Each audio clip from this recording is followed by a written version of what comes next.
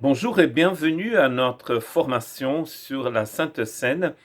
Et ceci, c'est la deuxième vidéo. Aujourd'hui, c'est le 19 novembre. Et aujourd'hui, nous allons continuer à parler de la Sainte Seine suite à notre première vidéo où nous avons parlé de l'importance de la Sainte Seine pour chacun de nous, pour le corps.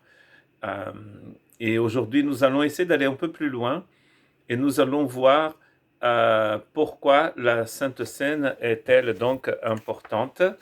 Et je voudrais lire avec vous plusieurs textes aujourd'hui, et notamment celui de 1 Corinthiens chapitre 11. Et donc en fait, là, nous allons parler de la Sainte Seine comme étant un sceau. Dans notre peut-être prochaine vidéo, nous allons la comparer au mariage, comme nous le faisons aussi avec le baptême. Et donc, nous allons parler de ce sceau. Mais c'est un sceau de quoi? Qu'est-ce que la Sainte Seine représente vraiment pour nous? Elle nous fait penser à quoi? Je veux vous parler de trois choses importantes, trois choses que nous devions avoir dans notre cœur quand nous célébrons la Sainte Seine. Et la première chose, c'est que la Sainte Seine devait nous faire penser, bien sûr, comme on a déjà dit, à la mort du Christ. Et cela, nous allons trouver dans 1 Corinthiens 11, 26, où il dit ceci: en effet, toutes les fois que vous mangez ce pain et que vous buvez cette coupe, vous annoncez la mort du Seigneur jusqu'à ce qu'il vienne. Chaque fois donc que nous mangeons le pain et que nous partageons le vin, nous annonçons la mort du Seigneur Jésus. Donc, la Sainte Seine devait faire parler de la mort de Jésus pour que nous n'oublions jamais, que nous puissions jamais oublier. Donc, nous avons eu plusieurs questions qui nous ont été posées par les personnes qui font cette formation. Ce sont des personnes qui sont membres de l'Église baptiste de la Côte Basque, ici au Pays Basque. Et il y a une personne qui a posé la question, qu'est-ce que nous voulons dire par nous quand on parle de nous? Bien sûr, nous sommes en train de parler de personnes qui croient que la Sainte Seine, on l'a fait en souvenir du Seigneur et qu'il n'y a aucun pouvoir magique, en tout cas, qui vient de cette pratique, de cela. Et bien sûr, quand on dit nous, on est en train de parler des chrétiens issus de la Réforme.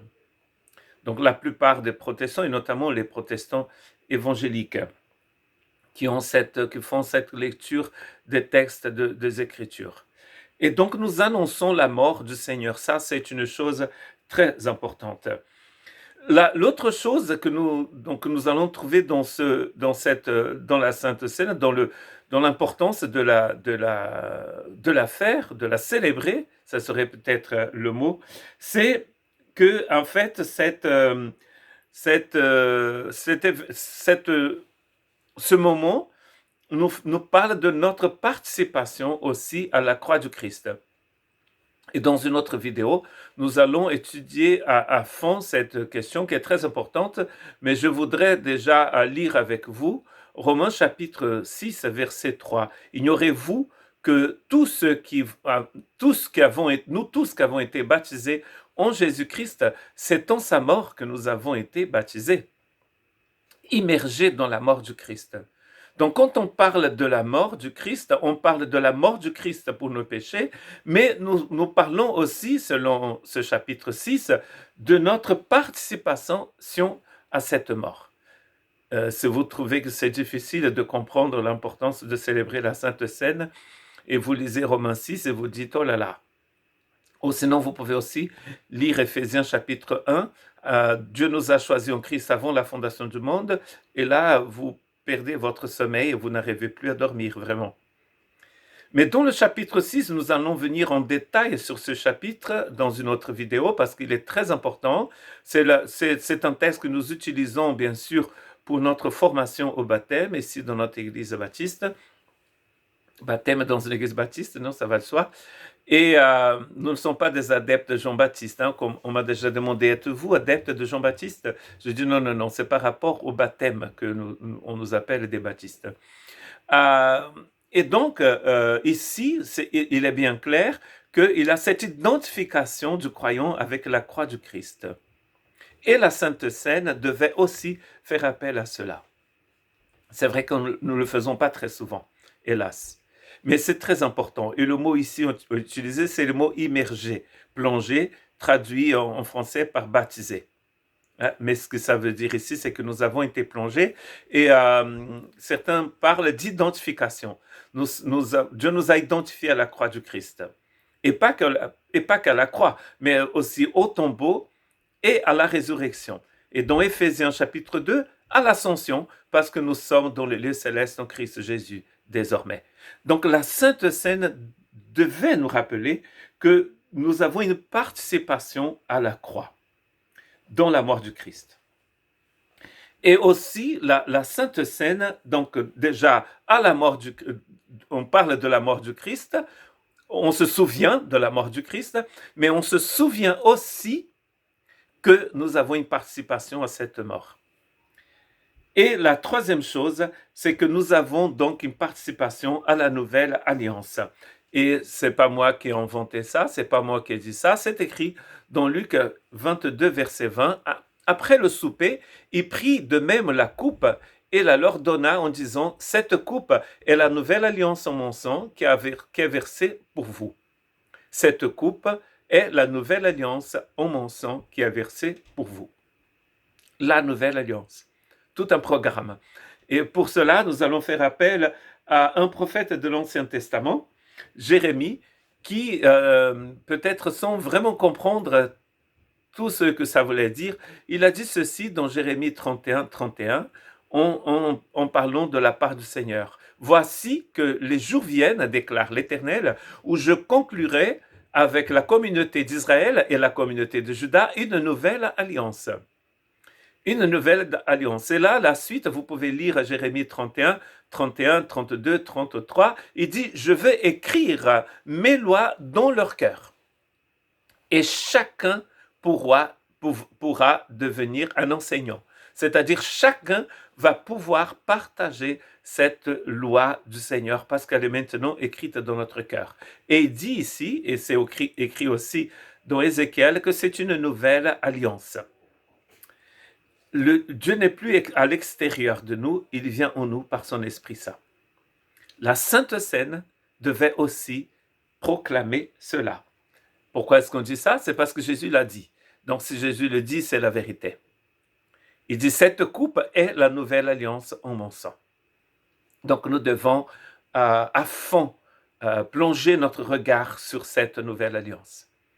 Sûrement nous aurons l'occasion de le faire un peu plus de détails, mais déjà je voudrais lire avec vous Hébreux chapitre 8, et pour cette nouvelle alliance, nous sommes obligés, je dirais, même vous, de lire Hébreux 8 et Hébreux 10. Et comme pour Romains 6, nous allons revenir sur ces textes sur une autre vidéo. D'ailleurs, ce que nous allons essayer de faire, c'est de revenir sur chacun de ces 3 points.